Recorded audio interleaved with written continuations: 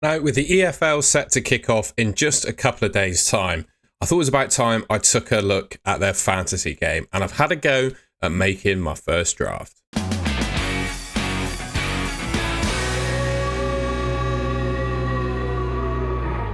All right, I just want to caveat this video by saying I'm definitely not an EFL expert. You might have seen the Bristol City scarf behind me, probably more of a championship watcher than any other league. So what I've done is I've basically relied on Twitter to help me with this draft.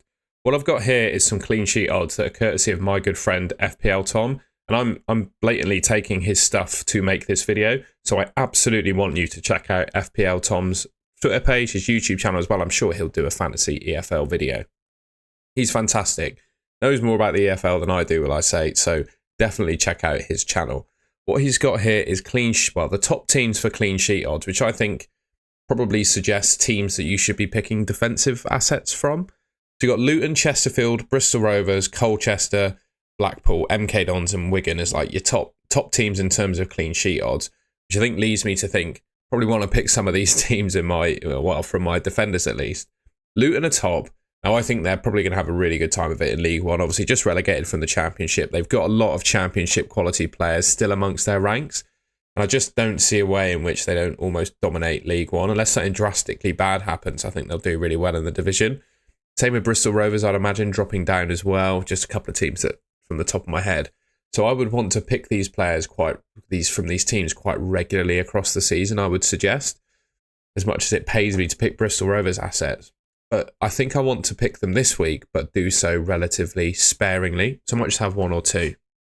Something I saw, there was a really popular defender surnamed Taylor from Bristol Rovers. And it looks like there's a rumour that he could be set to join Wickham. He, I think, is the most popular Bristol Rovers defender as things stand.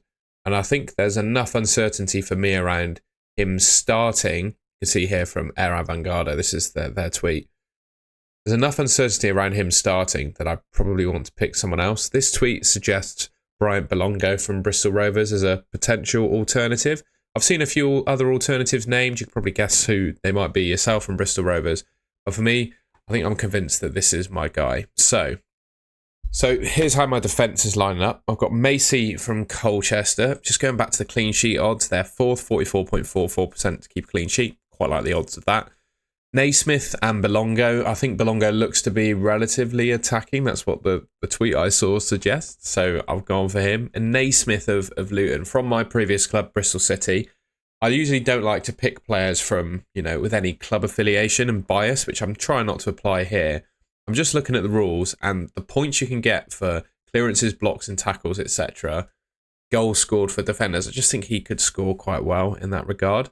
I think Luton are going to keep a clean sheet and do well in their game. And you can see there are two clubs. I've got Bristol Rovers and Luton as my two teams. Now, I know I don't want to be using them every week. They're probably one of the better teams in both of their divisions. But with no championship or championship fixtures to pick or teams to pick from either, I think there's no harm in starting the season off by picking those teams. So yeah, defence in the two teams I'm going for here. One thing I did notice is you get extra points for an away win from your team.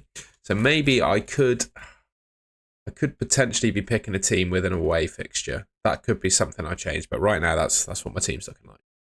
All right, then, to help me pick midfielders and forwards then, I've taken a look again at FPL Tom's projected goals data. So he's got Cardiff, Luton, Chesterfield, Cambridge, MK Dons, Notts County, Huddersfield, Lincoln, Doncaster, Barnet, right?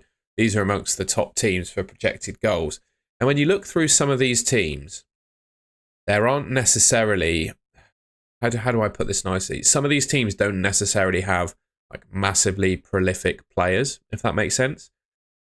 So my midfield at the moment, based on what I've read and seen, looking at Doncaster, I think his name's Molyneux, isn't it? I'm pretty sure that's how you pronounce it. He's got Exeter City. Last season, he was absolutely outrageous. 16 goals, 14 assists, 94 key passes, 39 shots. The guy was incredible. And I think given the fact that he is, Doncaster are amongst the top teams for projected goals, you can see there. I've gone for him, and I think it makes sense to make him my captain. He's clearly, I think if we look at selections here, I think he's the most popular player in the game right now. Yeah, 51.4% owned in the game. I think going without him and not having him as your captain is a little bit dangerous. So I've got him. Alongside him, I've gone for Jack Payne. I think his attacking stats look pretty good. as well, and he's another one that's relatively high owned. I don't know. I don't see any other really standout midfielders this week for me, so I've gone for him.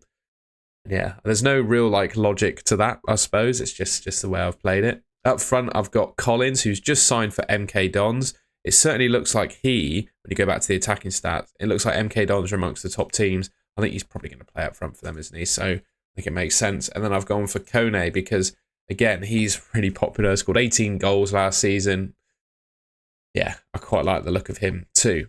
Like I said, I'm not an EFL expert. That's the point of this game. I think playing the game this year is to become hopefully an expert in players as things go on. I'll try and make as much content about EFL Fantasy regularly as I can across the season, and hopefully doing that will help me learn more about the game and become a better player, right? So I'm happy to be roasted in the comments about this team. Won't be offended, just be polite about it, please. But I think, I'm along the right lines with my selection, and I think being an experienced fantasy football player from other games, you can kind of gauge how things are going from betting data, which we've kindly got, like I said, from FPL Tom, and also just from X and Twitter in general. It's a great source of helpful fantasy football data, and I've tried to link in credit people where it's due that have helped me pick this team. So yeah, that's how we're looking at the moment. Also, just before we finish, I found a really helpful tweet from FPL Jack with some basic tips and advice. So again, much like I did with FPL Tom and his stats, I want to credit FPL Jack 15. He's given me some basic advice. Number one, not overlooking defensive midfielders with the way that they can score their bonus points. Interesting. Yeah, obviously, lineups are key. There's so much rotation in the EFL, right, with so many games and so many teams. Unlimited team news. It's going to be a bit of a nightmare with that. Vice captain the player playing before your captain. Rarely use the vice trick last season, but I recommend switching the vice captaincy to a player playing before your captain, but do not force it. Interesting. Do not necessarily focus on away club picks. Away teams get an extra, but okay. So I would like an away team, but it's not a biggie by the looks of it. Yeah, defenders look pretty safe, don't they? And a lot of people captain defenders, which is interesting. I think I'm going to stick with Molyneux, but I can see that. Yeah, obviously on patience, I agree with that. Chips, Matt's captain. Yeah, I'm not going to use a chip here.